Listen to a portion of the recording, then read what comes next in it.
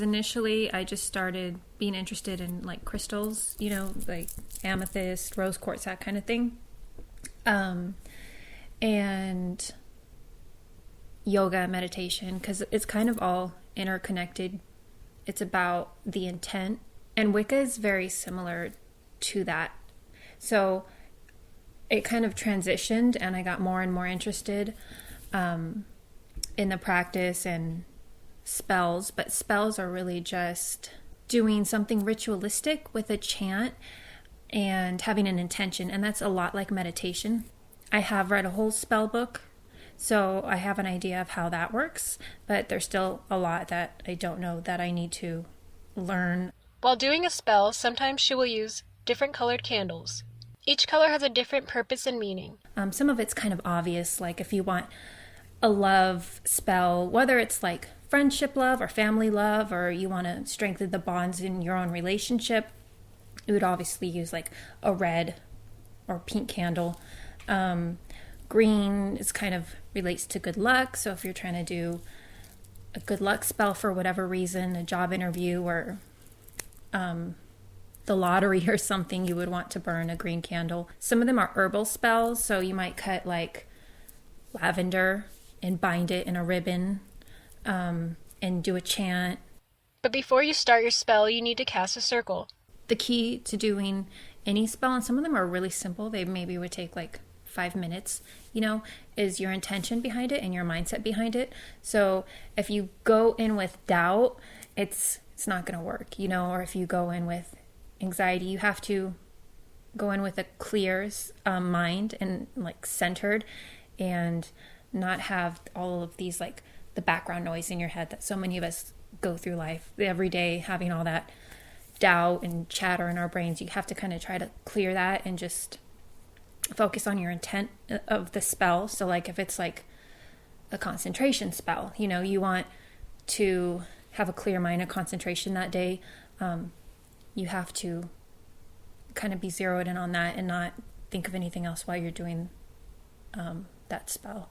I've done a focus concentration spell. I do feel it worked that day. Like I did feel very, very focused. I might have been able to achieve the same thing by meditation, if I just like got quiet and just like meditated on that intent, like that was my end goal that I wanted. That probably would have worked too. And that's why I like Wicca and spells, because it's so similar to meditative work and like mindfulness. There's so much negativity around it.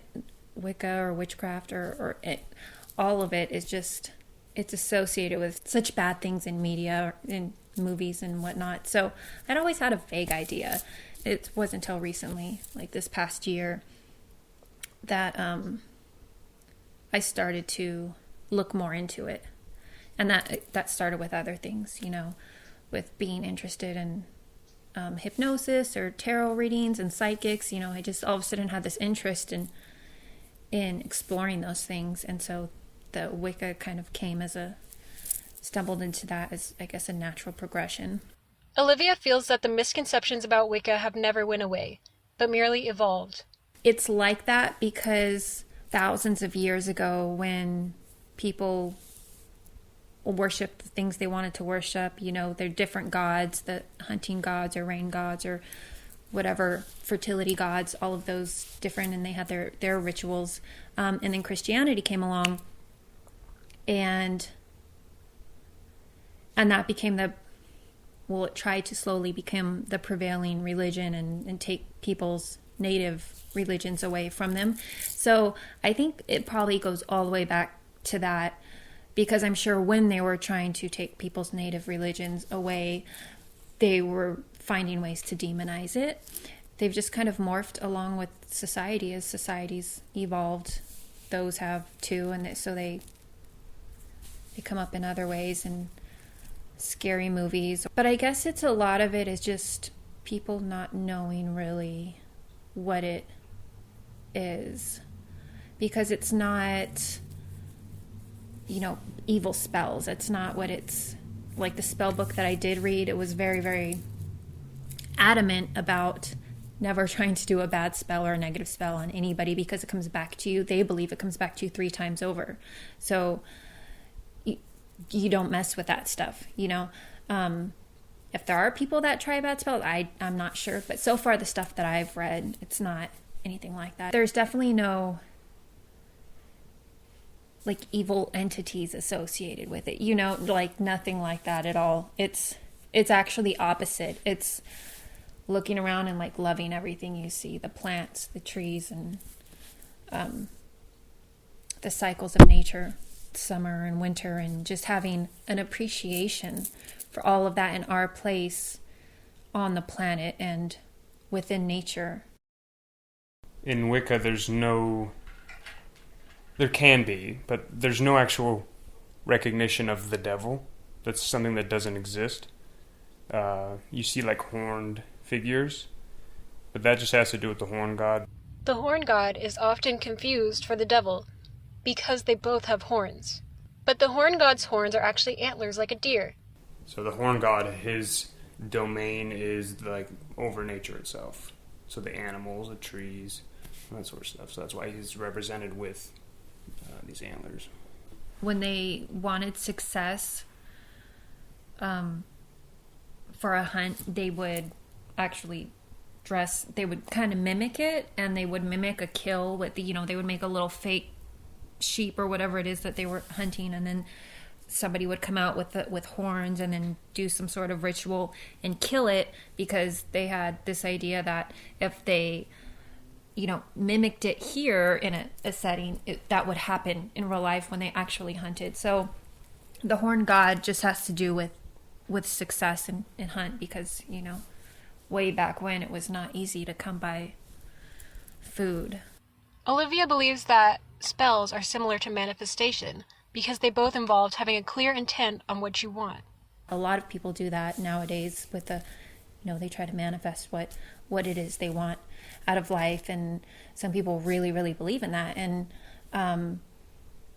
spells are similar. You're doing something in a ritualistic way, and maybe a chant and lighting a candle, but you're trying to manifest the intent that you want, whether it's harmony in a relationship or concentration for a day, whatever it is. It's not really about worshiping devils or something, I guess, which is a misconception. There are certain days, like full moons and the equinox, that are considered more powerful days to the Wiccans.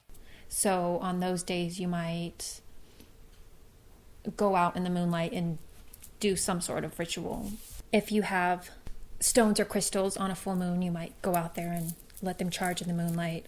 Along with the different days, there are also different seasons.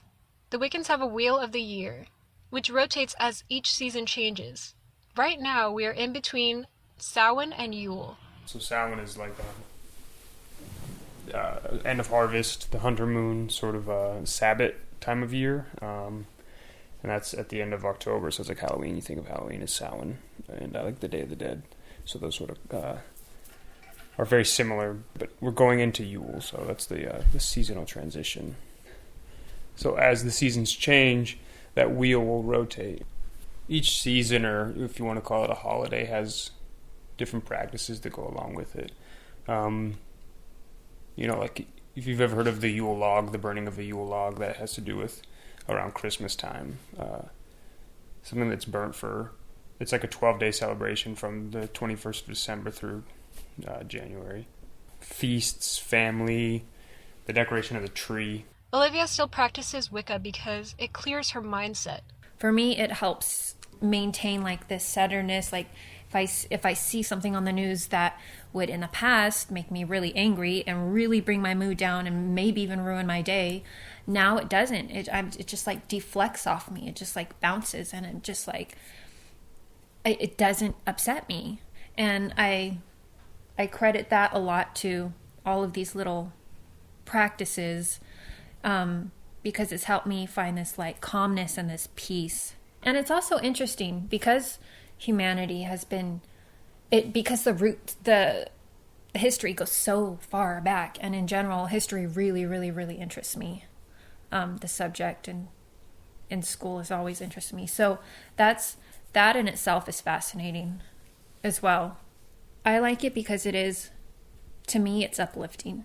You know, it puts me in a better space to acknowledge the things around me and be thankful for them.